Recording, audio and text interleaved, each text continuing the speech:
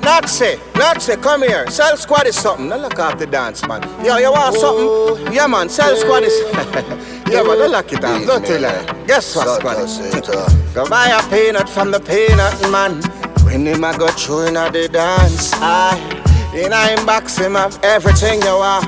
Herbs by the bud and by the stock. I like the top shell and them a shell down the bar. Watch it, mind you step on them clock. Welcome to True Island History Channel. It is said that Christopher Columbus discovered Jamaica. In fact, it is stated that he discovered the West. But how can one discover something that wasn't really lost? And it is hugely known that the conquered history is not the history that is really told. It's the conqueror's history that is really the one that escapes into the gambit and populates the world. Because we all know, well, for those who delve into our history, the Taínos, the Native American Indians, occupied these areas for centuries before European settlement. They used these areas, which they call the Caguay Islands or the Cagawea, during their fishing expeditions. Although it's not known whether they ever settled in this spot, but they did inhabit it and other parts of Jamaica. So, is it fair to say Christopher Columbus discovered it? But as I reiterated earlier, the conquered history is not the one that escapes and populates society, future society, but usually the conquerors. How sad, but true. Now, we're here to speak on Port Royal, and it is a village located at the end of the Palisades, which is at the mouth of the Kingston Harbour in southeastern Jamaica. And it was founded in, well, there we go, use that word, founded. Well, founded is the operative in this story, in this phrase. So let's just play along, just to keep things moving. It was founded in 1494 by the Spanish. It was once the largest city in the Caribbean, functioning as a center of the shipping and commerce in the Caribbean Sea by the latter half of the 17th century. And it was destroyed by a huge earthquake on the 17th of June, 1692, which had a terrible accompanying tsunami. Several hurricanes have regularly damaged it. Another severe earthquake occurred in 1907. Port Royal was once home to privateers who were encouraged to attack Spanish vessels at a time when smaller European nations were reluctant to attack Spain directly. As a port city, it was notorious for its gaudy displays of wealth and loose morals, you know what I mean? Pirates, they had women and drink. Oh, bring me my wine. More mate. Get away from me, let me drink. And they'll drink themselves into a drunken stupors and had numerous whores and then count their loots and then go out to sea and, redo the whole thing again. That's what they live for. That was their world. Rob, pillage, plunder, murder, and whore.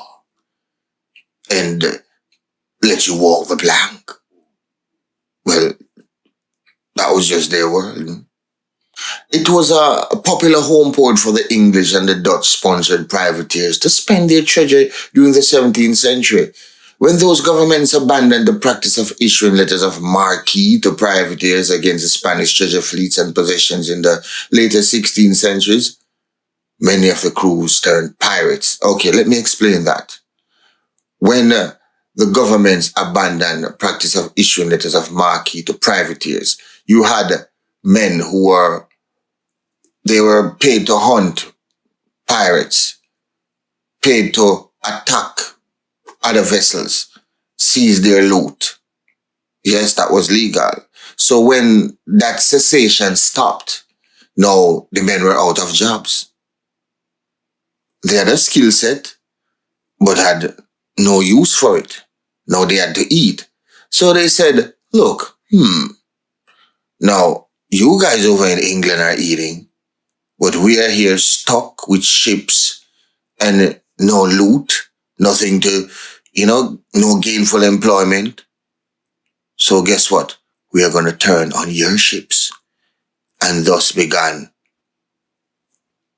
the birth of real, raw piracy. There was piracy before, but legal piracy. What we now call white collar crime back then, if you get what I'm saying. But now, it became us against them, mean pirates against the British, and everybody else in law. So it was the pirates against law, and the pirates were ruthless because they were already trained in the art of piracy, warfare, murder, everything that accompanied that sadistic and murderous lifestyle. They continued to use the city as their main base during the 17th century. That's Port Royal.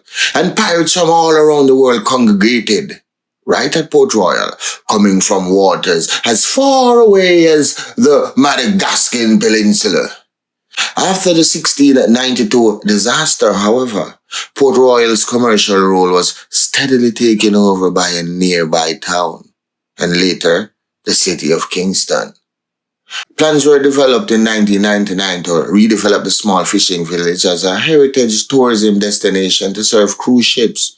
Thoughts were said that it could capitalize on its unique heritage, with archaeological findings from pre-colonial and privateering years as the basis of possible attractions.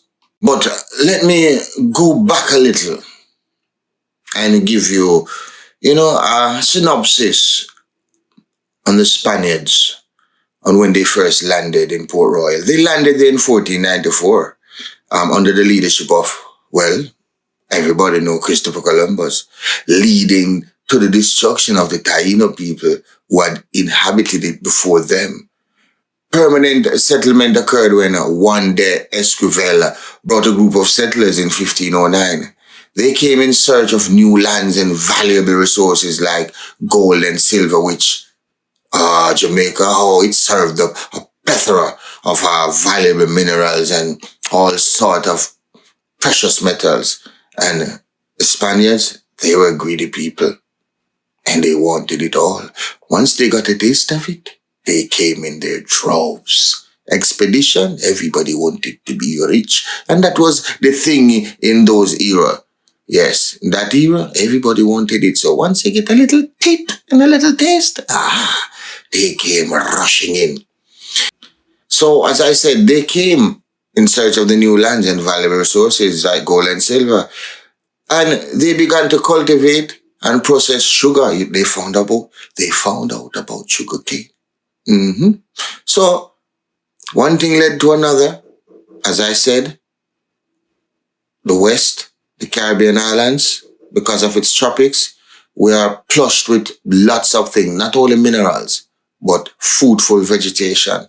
And they found sugar cane and realized that they can convert it to sugar and then let it ferment and make rum. And that was another whole new thing. So they started to cultivate and process the sugar cane, which was very fruitful for them, lucrative revenue. And much like the Taino Indians before them, the Spanish did not appear to have much use for Port Royal area. They did, however, retain its name, the Taino name.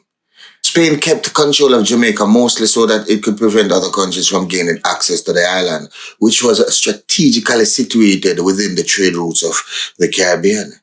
Spain maintained control over the island for 146 years until the English took control following their invasion in 1655. Now, how old are you right now? Say you're 30, 20, 15. 60, you have lived a lifetime. Now, I'm sure none of you listening now are 146 years old. Now, imagine if you are 70, you have to be like 73. That's 2 lifetimes. You are under Spanish rule. So you can imagine how long that was. 146 years. Everybody, you'd have to speak Spanish. So back then, everybody spoke Spanish. We're an English-speaking Caribbean. So what if somebody just come in now and capture us? You'd have to learn how to speak whatever language the conquerors spoke. You'd have to learn it. Of course, we'd speak our language under the quiet that we're used to, but eventually that would fade out. Probably they'll make it mandatory for us to speak their language. And we'd have to adapt or probably die, put to the sword, executed at the gallows, hanged or put to the guillotine. Have our necks severed from our heads. And then we were taken over. Well, I wouldn't say we, because we weren't even in the picture yet. We were somewhere in Africa. So it was only Indians. Okay? We were nowhere near. We didn't have an idea that look how far we were as black people who mostly populate the Western Caribbean. We weren't nowhere near here. So I'm just saying life, man, it can be just one way today and this way tomorrow. But this series is, pretty exciting and very interesting. But I'm going to leave it here in part 1. So join me for part 2, The Guru. And I'm sure there's so much more to learn as we learn about our country on the True Island History Channel. Have a happy new year. Walk good. Take care for 2022. Hoping all the best for you, man. And please share this channel and help others, learn about this. Like, share, and subscribe, because there's so many things out there to learn. And we cannot know where we're going unless we know where we're coming from. The Guru has spoken. Nazi, come here. Cell Squad is something. Don't look off the dance, man. Yo, you want something? Yeah, man. Cell Squad is... yeah, man. Don't lock it off. Don't tell her. Guess what, Squad is? Go buy a peanut from the peanut man. When him a go through in the dance, in a box him have everything you want. Herbs by the bud and by the stock. I like the top shell and them a shell down the bar. Watch it, mind, you step on them clock.